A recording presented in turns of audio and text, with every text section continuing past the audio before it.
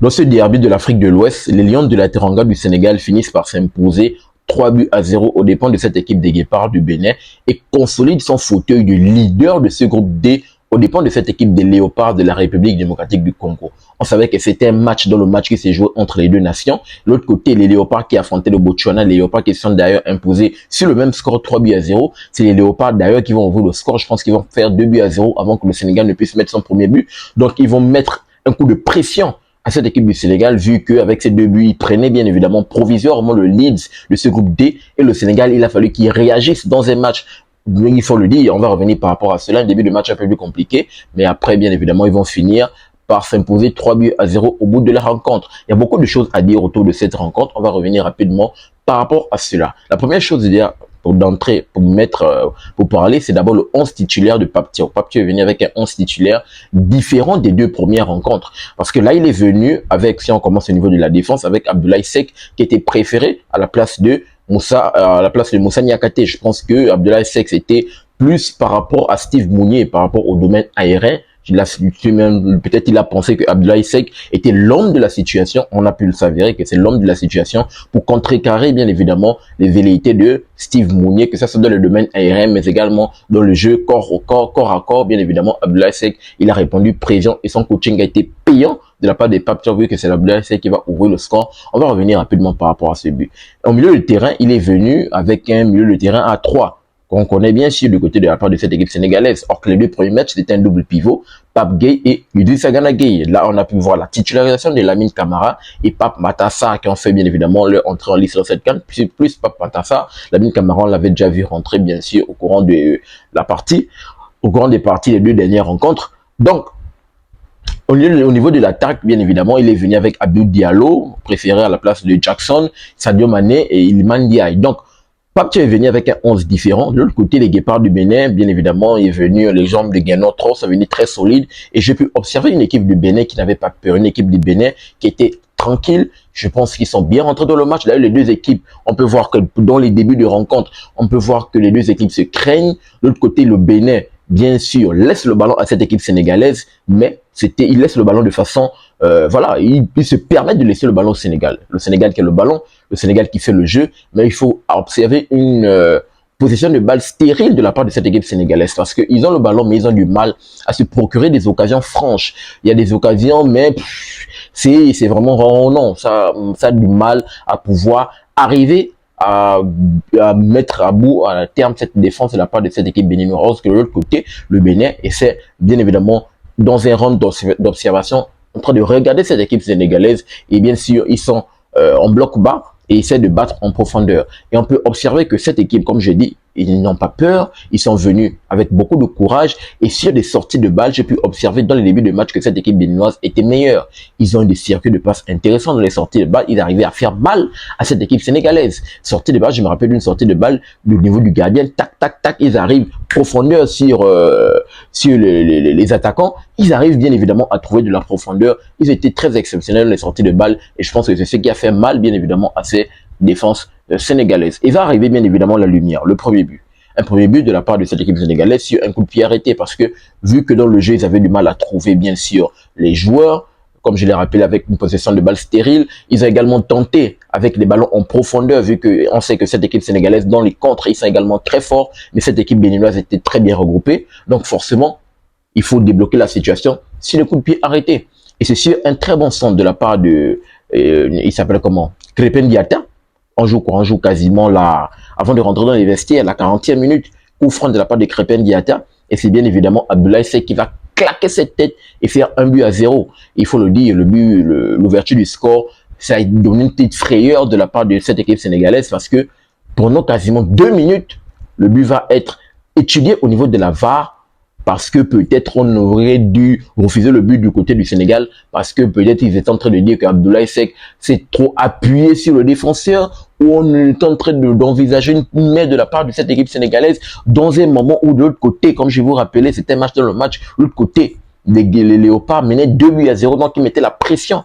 Donc les Sénégalais étaient là, vraiment dans un match où ils ont observé que c'était quand même assez compliqué. Et je tiens à rappeler qu'avant l'ouverture du score, le Sénégal d'ailleurs, après les 35e minutes, le Sénégal a eu un temps fort.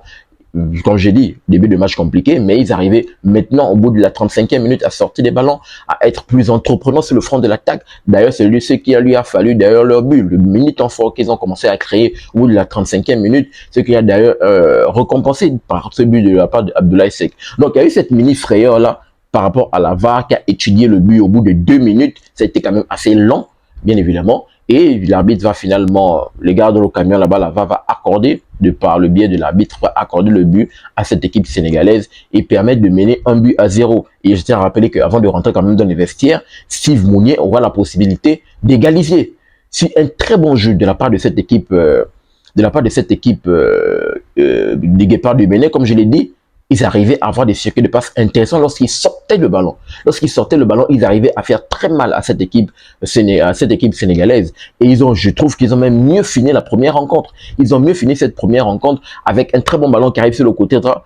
Je sais pas c'est qui encore qui était sur le côté droit là-bas, qui va envoyer un très bon ballon. Ça doit être Olaïten qui va envoyer un très bon ballon juste à Steve Mounier, juste au point de pénalty. Pour mettre cette frappe, malheureusement, la frappe va un peu être appuyée.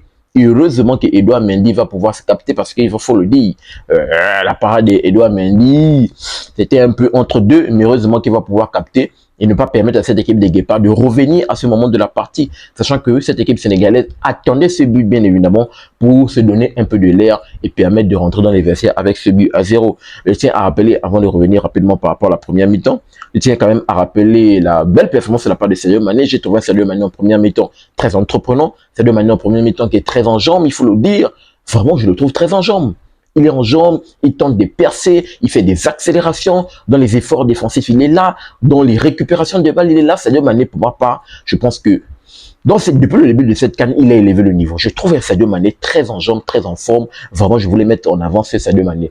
Et l'autre côté, je voulais également mettre en avant Iliman Ndiaye, parce qu'on sait que, voilà, c'est l'un des six, c'est le meilleur joueur de ce côté de cette équipe sénégalaise. Mais dans ce match, je le trouvais, oui, bon, mais à certains moments, il en faisait un peu trop. Il y a plusieurs moments de ce côté, il en faisait un peu trop. Il driblait 1, 2, 3, mais à certains moments, il fallait lâcher le ballon. Non, il ne lâchait pas le ballon, ou lorsqu'il voyait qu'il avait un peu trop fait, au moment où il lâche le ballon, il était tout de suite repris. Donc on avait Iliman Ndiaye qui était pourtant très bon, qui faisait des différences sur son côté, mais pour ma part, il le faisait un peu trop. Et je pense que c'est celui qui lui a valu d'ailleurs son ticket de sortie, parce qu'il va être sorti à la mi-temps. Coaching de la part de Pape Thiaw. Pape Thiaw, il ne va pas s'amuser. Il ne va même pas s'amuser au coaching. Iliman Ndiaye va sortir. On va revenir par rapport à cela. Avant de parler de la deuxième mi-temps, je tiens à rappeler que Habib Diallo, qui avait la possibilité également de mettre ce deuxième but, parce qu'il va avoir un très bon saut de la part de El Hadji Malick Diouf, qui a été titulaire de la place de Jacobs. Jacobs qui a été titulaire dans les 2 premiers matchs de cette équipe sénégalaise. El Hadji Malick Diouf qui va presser un très bon saut, comme on le connaît très bien, qui a une qualité technique, une belle passe, un très bon pied gauche, très bon saut. Malheureusement, Habib Diallo, au contact, il va malheureusement rater le contact avec les défenseurs et ne pas pouvoir mettre cette équipe sénégalaise à l'abri. Donc le score à la mi-temps, c'est 1-0.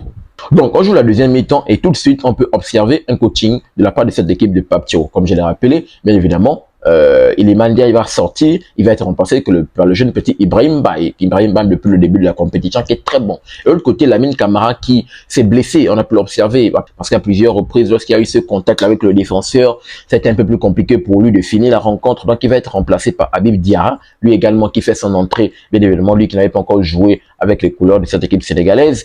On veut voir bien évidemment le gros vivier de cette équipe sénégalaise. Regardez les joueurs qui rentrent, qui n'avaient même pas encore joué. Tellement il y a trop de bons joueurs du côté du Sénégal, c'est incroyable. Alors que de l'autre côté également, Ganotro également va faire un changement. Il va faire sortir Doku, qui a également été très bon. Et pour faire entrer Aloko, bien évidemment, qui va également s'exprimer sur le front de l'attaque. Donc, on a un coaching de la part des deux coachs. Et de l'autre côté, il faut le dire, le coaching de côté de Pape Thiaw va s'avérer être payant parce que les joueurs qui vont rentrer, ils rentrent pour mouiller le maillot. Ils rentrent pour mouiller le maillot 5 minutes après le début bien évidemment, de la reprise de la deuxième mi-temps. C'est Habib Diarra qui va s'exprimer dans ce milieu de terrain. On sait que lui, il est très fort. De 1, il se projette très bien. De 2, il a cette qualité technique également et cette lucidité de marquer de but. C'est lui dans le milieu de terrain qui va éliminer son vis-à-vis, se créer lui-même sa propre occasion, aller face, il va éliminer son vis-à-vis, aller juste aux abords de la surface. Malheureusement, ça frappe. Il a très bien réussi. Déjà, le fait qu'il se crée cet enchaînement dans le milieu du terrain et se présente Et le fait qu'il a l'intelligence de vouloir lober le gardien, c'est parfait. Malheureusement, il ne va pas bien ajuster le geste pour bien évidemment cadrer les cages. Donc le ballon va être hors cadre, mais ça a été exceptionnel de la part de Habib Diarra. On peut voir bien évidemment son apport sur le plan offensif, c'est exceptionnel. Et bien évidemment, cette équipe du Sénégal va se mettre à l'abri. Ils vont se mettre à l'abri au bout de la 63e minute. C'est un très bon but de la part de Habib Diallo. Habib Diallo va être récompensé du fait qu'il a raté le but, je l'ai rappelé, en fait de première mi-temps. Il va être récompensé sur une belle passe de la part quand même. C'est un beau dédoublement, hein, dédoublement de la part de Ibrahim Baye. Je pense que c'est Ibrahim Baye, non, qui doit faire la passe à Habib Diallo. Habib Diallo qui va venir mettre ce but incroyable et permettre à cette équipe sénégalaise, bien évidemment, de se mettre à l'abri avec ces 2-0. Malheureusement, la seule tâche dans ce match, c'est le carton rouge de Kalidou Koulibaly. Sinon, normalement, tout a été parfait. Malheureusement, à la 75e minute, Kalidou Koulibaly va malheureusement, 71e minute, va malheureusement prendre ce carton rouge sur cette faute-là. Bon, il va être absent pour le match du 8e de finale. On espère que, voilà, cette équipe sénégalaise ne va pas trop souffrir de son absence. On verra ce que ça va donner. Un carton rouge, bon, c'est discutable, mais bon, il va prendre ce carton rouge.